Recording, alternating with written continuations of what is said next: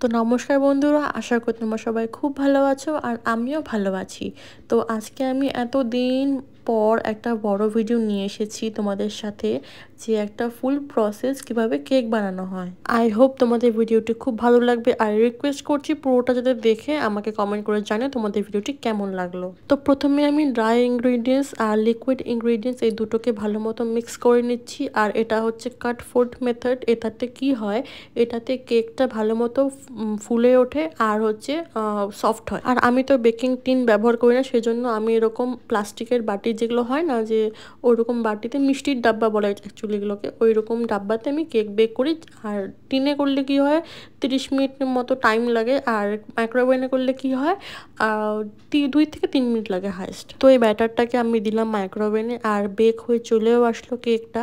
তো আমি হচ্ছে কেকটাকে এবার বাটি থেকে বের করে নিব। আর তোমরা এখন দেখবে যে কেকটা একদম পারফেক্টলি বেক হয়েছে আর সফট হয়েছে কেকের স্পঞ্জটা। মানে আমার তো বেশ ভালো লেগেছে। যেহেতু প্রচণ্ড গরম সেজন্য আমি হাত দিলাম না, ওভাবে জানি নাকি তোমরা দেখিয়ে দিলাম।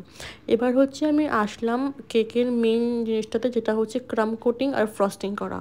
তো এটা তো একটা চকলেট ফ্লেভারের বেন্টো কেক, তো সেই জন্য আমি এখানে চকলেট ক্রিম নিয়ে নিচ্ছি আর ফিলিংয়ে ব্যবহার করছি আমি চকো চিপস। তো যেহেতু এটা বেন্টো কেকে কিন্তু সবসময় 2টো লেয়ার করার চেষ্টা করবে, কখনো 3টা করবে না। আমি এরকম করতাম আগে, ভুল। 3টা লেয়ার করলে পরে কি হয়, কেকটা অনেক বেশি বড় হয়ে যায়, তো বেন্টো বক্সে সেটা ঢোকে না। সবসময় চেষ্টা করবে, স্পেশালি বেন্টো কেকটার ক্ষেত্রে 2টো লেয়ার করবে। তাতে কি হবে, কেকটা ভালো মতো ওজনেও আসবে, শেপেও আসবে, এটাতে কেকটা ভালো মতো বেন্টো বক্সে বসবে। তো ক্রাম কোটিং করার পরে আমি ফ্রিজে রেখেছিলাম কিছুক্ষণ, ফ্রিজ থেকে বার করে আমি এবার এটার ফাইনাল ফিনিশিং দিচ্ছি। কাস্টমার যে আমাকে ফটোটা পাঠিয়েছিল, সে কেকটা পুরোটা হোয়াইট ছিল আর কিছুটা গোল্ডেন টাচ ছিল।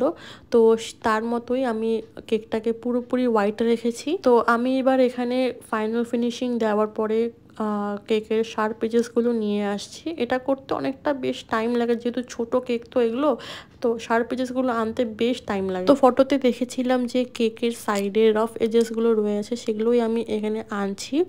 আর তারপরেও আমি কেকটা ফাইনাল ফিনিশিং দেওয়ার পরেও আমি কেকটা প্রায় 1 ঘন্টা ফ্রিজে রেখেছিলাম। প্রি অর্ডার্সের ক্ষেত্রে কি হয়, কেকটা অনেকটা টাইম টেকিং নিয়ে কাজ করা যায়, অনেকক্ষণ ফ্রিজে রাখা যায়। আর আর্জেন্ট কেকগুলো কি হয়, সাত করতে লাগে। তাতে কি হয়, কেকটা ভালো মতো সেটও হতে পারে না, নিজেও একটা মনের স্যাটিসফ্যাকশনও থাকে না যে কেকটা সেট হলো কি না। তো সব শেষে আমি কি করলাম, সব শেষে আমি রাফ এজেসগুলোতে কিছুটা গোল্ডেন টাচ দিলাম আর একটা বড় মাঝখানে হ্যাপি বার্থডে দিলাম আর একটা গোল্ডেন হার্ট দিয়ে দিলাম। ব্যাস, তো কেকের ডিজাইনটা এইটুকুই ছিল। আশা করি তোমাদের কেকের ভিডিওটি খুব ভালো লেগেছে।